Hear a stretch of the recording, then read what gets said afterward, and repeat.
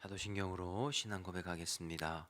나는 전능하신 아버지 하나님 천지의 창조주를 믿습니다. 나는 그의 유일하신 아들 우리 주 예수 그리스도를 믿습니다.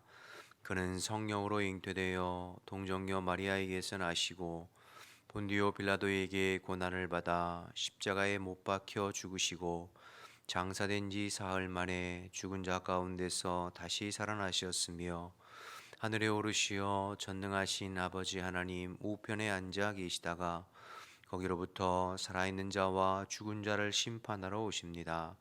나는 성령을 믿으며 거룩한 공교회와 성도의 교제와 죄를 용서받는 것과 몸의 부활과 영생을 믿습니다. 아멘. 찬송가 587장 찬양하겠습니다. 찬송가 587장입니다.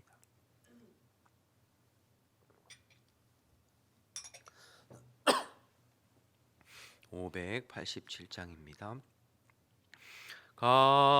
감사하는 성도여 주수 찬송 부르세. 추운 겨울 오기 전 염려 없게 거뒀네. 하나님이 우리에게 일용 양식 주시니 주의 전에 모여서 주수 찬송 부르세. 이 세상은 밭이요 주는 씨를 뿌리네. 좋은 곡식 싹날 때 가라지도 나도다. 싹과 잎이 자라서 열매 맺게 되나니 우리들을 온전한 알곡 되게 하소서. 우리 주님 오셔서 곡식 거둬 드리고 밭에 있는 나쁜 것 모두 소멸하실 때 가라지는 골라서 불에 던져 태우고 알곡들은 곳간에 길이 쌓아두시리. 주여 어서 오셔서 우리 거둬 주소서. 죄와 슬픔 중에서 우리 건져 주소서. 모든 성도 영원히 하늘 집에 이르러 천군 천사 어울려 주수 찬송 부르리. 아멘. 함께 기도하겠습니다. 오늘도 이 나라의 민족 대한민국을 하나님께서 붙들어 주시어서 하나님 기뻐하시는 방향으로 이끌려져 가도록 대통령과 모든 위정자들에게 하나님 경외하고 두려워하는 마음을 허락해 주시도록, 그리고 그래서 이 나라의 공법이 물같이 정의가 하수같이 흐르고 주님 오실 때까지 복음의 사명 잘 감당하도록 기도해 주시기 바랍니다. 교회를 위해서 기도할 때 오늘도 우리 교회의 주인은 그리스도가 되셔서 흩어져 있는 성도들을 다스려 주시고 통치해 주시고 언제나 주님 안에 붙어 있는 포도나무 가지처럼 오늘도 주님께 매어가고 주님을 사모하고 주님께 단단히 붙어 있는 우리의 삶이 될 수 있도록 어느 곳에 있든지 늘 성령 안에 끼어서 말씀에 반응하고 순종하는 주의 성도들이 되고 늘 영육 안에 건강하게 붙잡아 주시도록 기도해 주시기 바랍니다.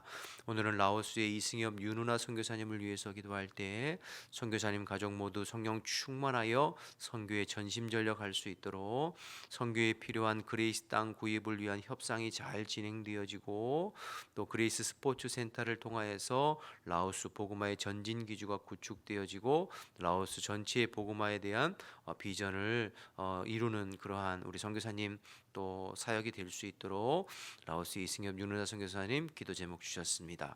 나라와 민족을 위해서 교회를 위해서 라오스의 이승엽 윤은아 선교사님을 위해서 주님의 이름을 부르고 기도하겠습니다. 주여 하나님 감사합니다. 새벽에 다시 주님 전에 나와서 기도하며 하루를 시작하게 하심을 감사합니다. 오늘도 저희들 마음을 모아서 이 나라 이 민족을 위해서 또 기도합니다. 오늘 하루를 주님 손에 의탁하오니 하나님의 능력의 손으로 붙들어 주시어서 이 나라 이 민족이 정말로 하나님 기뻐하시는 방향으로 이끌려져 갈 수 있도록 하나님 인도하여 주옵소서. 국가의 모든 지도자들 마음속에 하나님 경외하고 두려워하는 마음 허락하시고 바르고 정직하게 이 나라를 이끌어갈 수 있도록 주님 인도하여 주옵소서.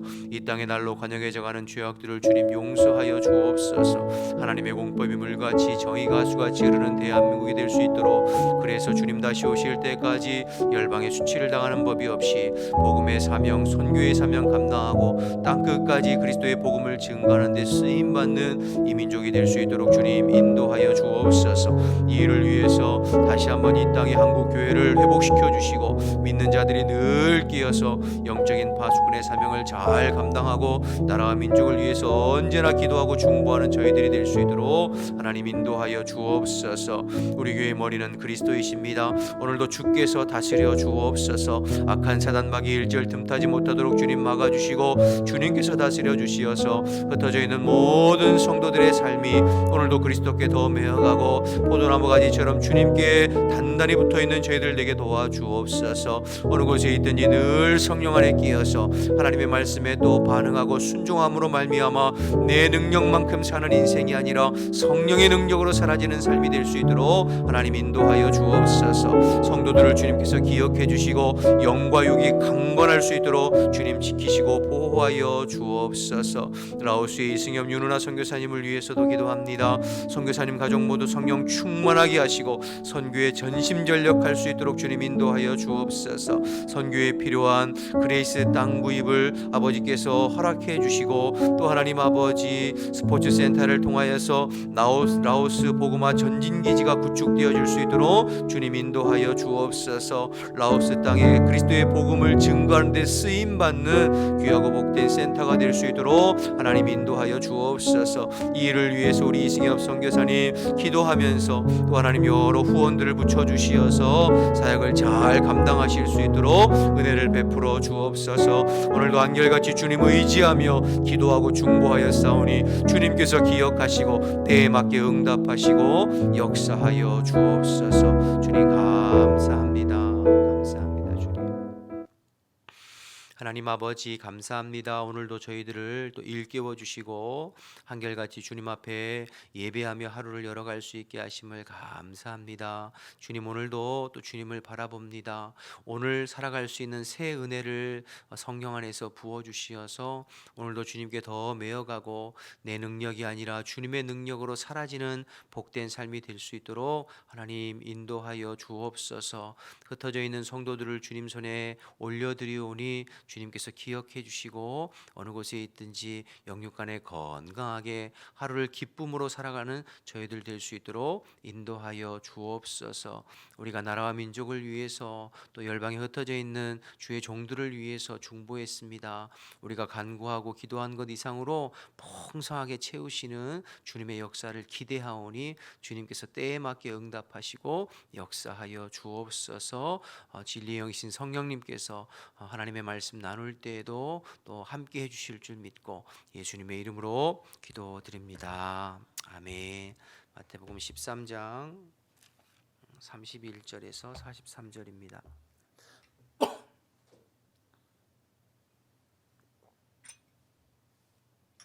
마태복음 13장 31절에서 43절까지 보겠습니다.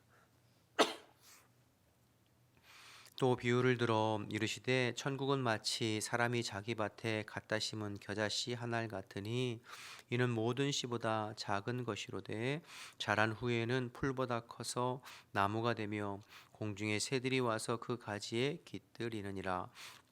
또 비유로 말씀하시되 천국은 마치 여자가 가루 서말 속에 갖다 넣어 전부 부풀게 한 누룩과 같으니라. 예수께서 이 모든 것을 우리에게 비유로 말씀하시고 비유가 아니면 아무것도 말씀하지 아니하셨으니 이는 선지자를 통하여 말씀하신 바 내가 입을 열어 비유로 말하고 창세부터 감추인 것을 드러내리라 함을 이루려 하심이라. 이에 예수께서 무리를 떠나사 집에 들어가시니 제자들이 나와 이르되 밭에 가라지의 비유를 우리에게 설명하여 주소서.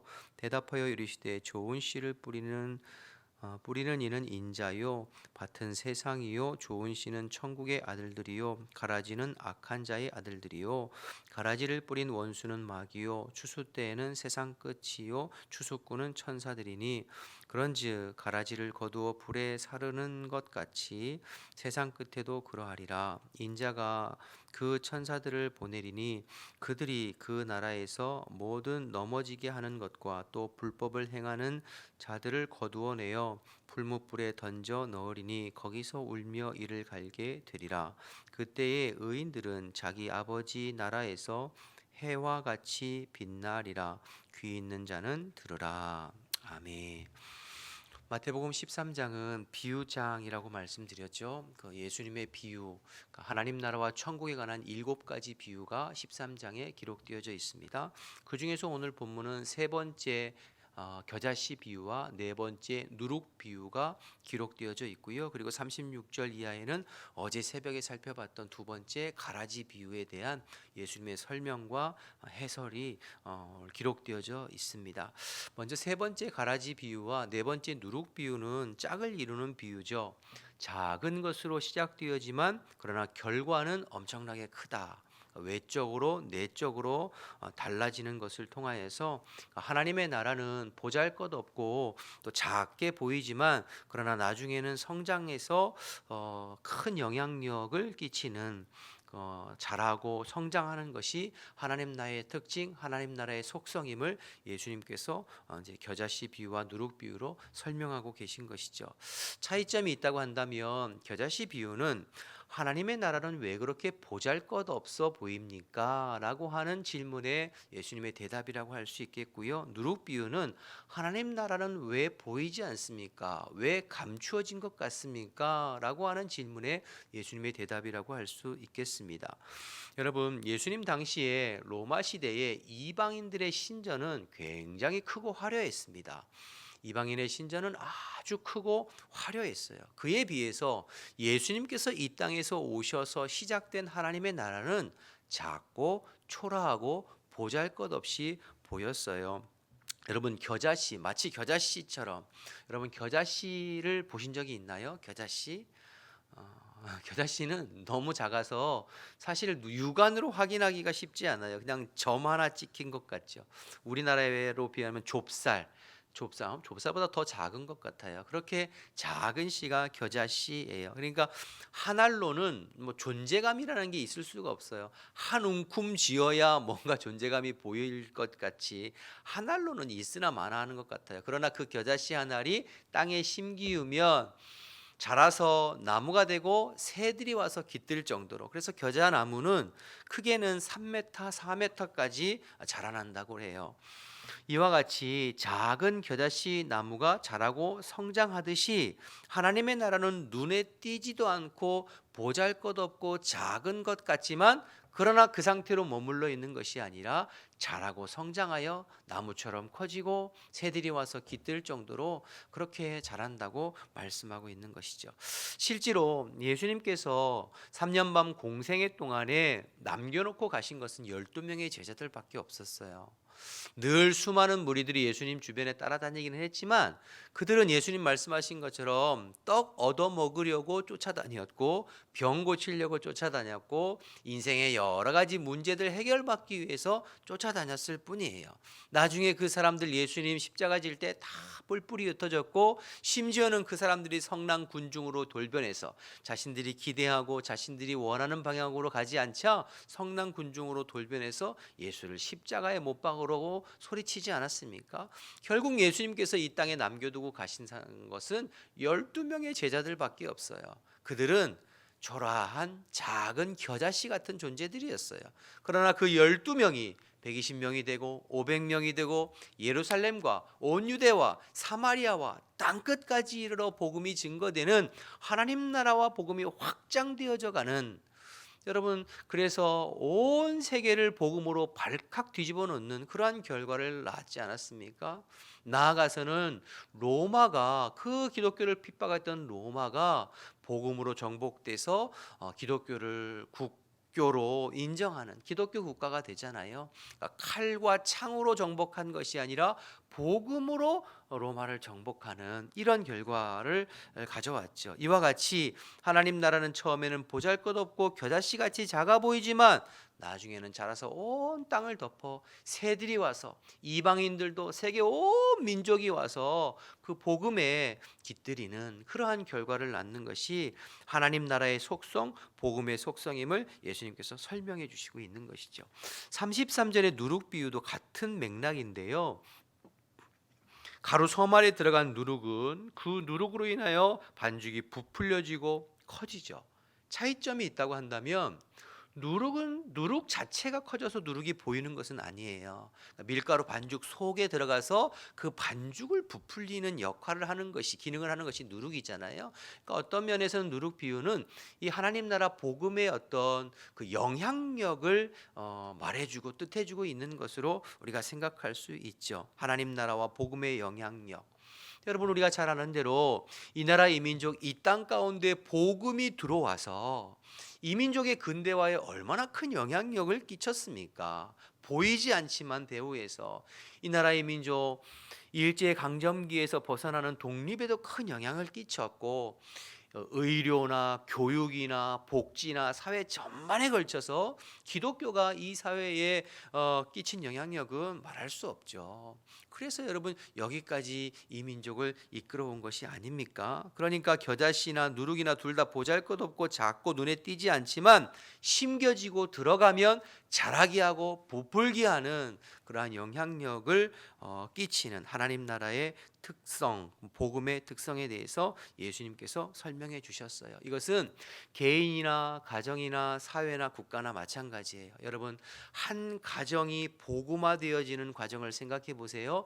그 가정과 가문이 복음화되어질 때에 처음에는 작은 겨자씨만한 한 사람, 어린아이 한 사람, 그 집에 시집가서 들어간 며느리 한 사람, 그렇게 시작해요. 그러나 시간이 지나면 온 가족이 예수 믿어서 한 가문이 가족을 이루고 3대 4대째 믿음의 가문을 이루고 거기에서 목회자들, 선교사들 줄줄이 나오는 그러한 겨자씨 같이, 또 누룩과 같이, 여러분, 이 땅에 복음이 심겨진 과정도 생각해 보세요. 우리 성결교단이잖아요. 성결교단만 생각해 보면 김상준, 정빈이라고 하는 두 사람이 일본에 가서 일본에 유학 중에 복음을 받아들였어요. 그리고 그 김상준, 정빈이 일본에서 한국 땅으로 돌아와서 복음 전도하기 시작해서 처음엔 복음 전도관이라고 하는 이름으로 시작된 것이 우리 성결교단이에요. 그래서 자생적으로 성결. 지금은 전국에 3천여 교회가 넘는 교회에 수십만 명이 성도를 이루는 한국의 대표적인 교단 중에 하나의 교단으로 되었죠. 여러분, 이와 같이 하나님의 나라는 작고 보잘것없는 것으로 시작되지만 그 결과는 엄청나게 성장하고 영향력 있게 커져간다는 거예요. 자, 그런데 중요한 건 그러면 한 가지, 이게 어떻게 이런 일이 일어날 수 있느냐 하는 거예요. 그것은 복음이 가지고 있는 생명력 때문입니다. 복음의 생명력, 하나님 나라의 생명력 때문에 비록 작은 것이지만, 작은 겨자씨지만, 여러분, 작은 겨자씨 눈에 띄지도 않지만 그 안에 생명이 있기 때문에 그게 땅에 심겨지면 나무가 자라고 커지고 자라고 영향력이 있는 것 아니겠어요? 마찬가지예요. 여러분 아무리 작지만 생명력이 있으면 자라고 성장하게 되어 있어요. 그러나 반대로 아무리 덩치가 커도 생명이 없으면 아무런 영향력도 끼치지 못해요. 한국 교회가 지난날 작고 초라한 겨자씨였지만 그러나 그 속에 복음의 생명력이 있었기에 이 땅 가운데 영향력을 끼치고 이렇게 자라왔어요. 지금 한국 교회가 굉장히 덩치가 커졌습니다. 그런데 안타까워하는 것은 자꾸만 이 복음의 생명력을 잃어버리고 상실해가는 것 아니겠어요? 그러니까 자꾸 이제 쪼그라들고 영향력도 작아지고 그런 것이겠죠. 여러분, 저와 여러분이 오늘 말씀을 통하여서 저와 여러분이 그리스도의 생명력으로 복음의 생명력으로 무장하는 저와 여러분 되었으면 좋겠습니다. 그래서 이 땅 가운데 작은 겨자씨처럼 누룩처럼 그리스도의 생명력을 가지고 우리가 속해 있는 가정과 사회와 직장과 또 일터 가운데 복음의 영향력을 흘러보내고 하나님의 나라를 확장하는 데 쓰임 받는 저와 여러분 되시기를 주님의 이름으로 축복합니다. 36절부터는 가라지 비유에 대한 해석이 나오는데요. 어제 새벽에 24절 이후의 말씀과 연결해서 한번 생각해 보면 가라지 비유는 주인이 밭에 알곡을 좋은 씨를 뿌렸습니다. 그런데 밤사이에 원수가 가라지를 뿌리고 나갔지요.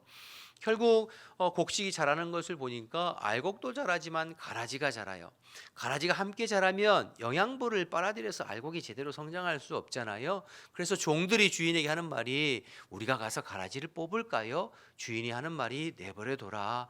가라지 뽑다가 알곡까지 다치고 알곡까지 뽑을까 염려된다. 나중에 추수 때가 되면 가라지는 따로 모아서 불살라 버리고 알곡은 곡식에 창고에 모아드릴 날이 올 테니까 그냥 내비둬라, 이렇게 예수님께서 말씀하셨어요.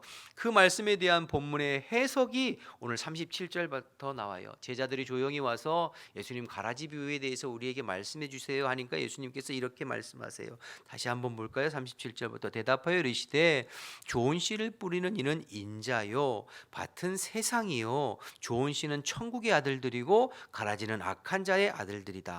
가라지를 뿌린 원수는 마귀고 추수 때는 세상의 끝이요 추수꾼은 천사들이니 그런즉 가라지를 거두어 불에 사르는 것 같이 세상 끝에도 그러하리라. 인자가 그 천사들을 보내리니 그들이 그 나라에서 모든 넘어지게 하는 것과 또 불법을 행하는 자들을 거두어내어 풀무불에 던져 넣으리니 거기서 울며 이를 갈게 되리라. 그때 이 의인들은 자기 아버지의 나라에서 해와 같이 빛나리라. 귀 있는 자는 들으라. 하나님 예수님께서 자세히 설명해 주셨죠. 그러니까 여러분 밭은 세상이라고 그랬잖아요. 그러니까 이 세상에 알곡과 가라지가 함께 섞여 사는 거예요. 다시 말해서 하나님의 천국 백성과 믿지 않는 세상 사람들이 같이 섞여 살아요. 그런데 때로는 믿지 않는 그 악인들, 세상 사람들이 더 득세하고 떵떵거리면서 살고, 때로는 그 사람들이 믿는 사람들을 핍박하고 힘들게 하고 어렵게 할 때도 있잖아요. 그러니까 세상 사람들이 더 출세하고 잘 나가는 것처럼 득세하는 것처럼 보여요. 그러면 하나님께서 그 가라지 뽑아주시면 될 텐데 왜 뽑아주시지 않느냐는 거예요. 예수님의 대답은 알곡을 보호하기 위해서다, 그렇게 말씀하시는 거죠. 어떤 분들은 이렇게 반문할 수 있을 것 같아요. 이 땅을 다스리시는 분은 하나님이시고 하나님이 의로운 통치자시고 세상과 만물을 다스리시는데 왜 악인들을 내버려 두고 왜 악인들이 득세하는 것에 대해서 방치하시고 방관하시느냐 안 가시는가? 뽑아버리면 될 텐데 왜 그냥 내버려 두시는가? 예수님의 대답은 뭐예요? 알곡을 보호하기 위해서다. 여러분 선뜻 이해가 되지 않을 수 있는데요, 생각해 보면 알곡이 상하기 때문에 안 된다는 거예요. 왜일까요? 사람들의 인간관계는, 악인들의 인간관계는 다 얽히고 설켜 있어요. 알곡을 뽑으려다 보면 그 밑에 뿌리가, 가라지를 뽑으려다 보면 그 밑에 뿌리가 알곡과 같이 섞여 있어서, 여러분 농부가 피를 뽑을 때 잘못하면 알곡도 같이 쭉 딸려오듯이 사람의 인간관계는 다 얽히고 설켜 있어요. 악인은 악한 자이죠. 그 악한 자는 나쁜 행동과 악한 행동이 맞아요. 그런데 그 악인을 뽑아버릴 때에 섞여 있는 알곡들도 뽑힐 수 있다는 거죠. 예를 들면 그의 자녀들이랄지 또 직원들이라고 할지 그 주변에 얽혀 있는 인간관계들이 있잖아요. 그래서 알곡이 상하고 다칠 수 있고 영향을 받아요. 그래서 그냥 내버려 두라는 거예요. 그러면 그것이 끝인가? 아니라는 거죠. 마지막 추수 때 심판 때는 전체적으로 가라지는 다 뽑아 불문불에 던져 지옥불에 심판받게 되고, 하나님의 백성들 알곡들은 하나님의 천국 곳간에 모아드릴 날이 반드시 온다. 그때까지 내버려 둬라, 그렇게 말씀하시는 거예요. 하나님께서 세상을 통치하시고 주관하시는데 모든 것을 주관하시니 때가 되면 알곡과 가라지를 구분해서 불사르고 곳간에 모아드릴 때가 있으니 기다리고 내버려 둬라, 그렇게 말씀하시는 거예요. 그러므로 저와 여러분은 악한 자들이 세상에서 득세하고 잘 사는 것 같은 것에 대해서 부러워하거나 실족할 필요가 없다는 것을 깨닫게 되는 것이죠. 만물을 주관하시고 섭리하시고 다스리시는 하나님께서 심판하시고 판단하실 날이 반드시 오게 될 것이니까요. 그러니까 다만 저와 여러분은 오늘 하루를 살아가면서 우리가 이 땅에서 알곡 신자로 알곡으로 살아가기에 힘쓰고 애쓰면 되는 거예요. 누군가를 비판하거나 정죄하거나 원망하거나 탓하거나 실족할 필요 없이 내가 주님 앞에, 우리 주님 다시 오실 때에 하나님 나라 천국에 들어갈 수 있는 알곡 신자 알곡 백성으로 살아가기를 오늘도 힘쓰는 저와 여러분 되시기를 주님의 이름으로 축복합니다. 오늘도 이 말씀 기억하셔서 오늘 하루를 알곡 신자로 살아가고 또 겨자씨와 누룩과 같이 우리에게 주어진 가정과 사회와 직장과 세상 가운데에서 그리스도의 선한 영향력을 끼치고 또 그리스도의 복음과 하나님 나라가 확장되어지는데 쓰임받는 저와 여러분의 오늘 하루의 삶 되시기를 주님의 이름으로 축복합니다. 기도하겠습니다. 주기도문 하시겠습니다. 하늘에 계신 우리 아버지, 아버지의 이름을 거룩하게 하시며 아버지의 나라가 오게 하시며 아버지의 뜻이 하늘에서와 같이 땅에서도 이루어지게 하소서. 오늘 우리에게 일용할 양식을 주시고 우리가 우리에게 잘못한 사람을 용서해 준 것 같이 우리 죄를 용서하여 주시고 우리를 시험에 빠지지 않게 하시고 악에서 구하소서. 나라와 권능과 영광이 영원히 아버지의 것입니다. 아멘. 주신 말씀 생각하면서 기도하시고 자유롭게 기도하시다 돌아가겠습니다. 주님의 이름 한번 부르고 기도하겠습니다. 주여, 하나님 감사합니다. 새벽에도 일깨워 주시고 또 주의 말씀 나누고 기도할 수 있게 하심을 감사합니다. 우리에게 하나님의 말씀이 잘 심겨져서 오늘도 세상에서 알곡으로 살아갈 수 있도록 하나님의 백성으로 구별된 자로 살아가는 저희들 될 수 있도록 주님 인도하여 주옵소서. 작은 겨자씨지만 그 안에 생명력이 있어 하나님 아버지 자라고 열매 맺는 것처럼 우리도 우리 안에 있는 그리스도의 생명력으로 그리스도의 복음을 증거하고 그리스도의 선한 영향력을 끼치고 하나님 나라와 복음을 위해서 쓰임받는 저희들이 될 수 있도록 주님 인도하여 주옵소서. 세상의 악한 자들의 득세를 부러워하거나 또 그것으로 실족하지 않게 도와주시고 만물을 다스리시고 통치하시는 주권자 되시는 주님께서 때를 따라 섭리하시고 인도하시고 마지막 때에 하나님 심판하시고 판단하실 것을 바라보며 믿음으로 오늘도 주님 바라보며 승리하는 저희들의 삶이 될 수 있도록 하나님 인도하여 주옵소서. 새벽에 기도할 때 성령님께서 도우셔서 성령 안에서 깊이 교제하며 주님의 은혜로 충만한 복된 시간 될 수 있도록 인도하여 주옵소서.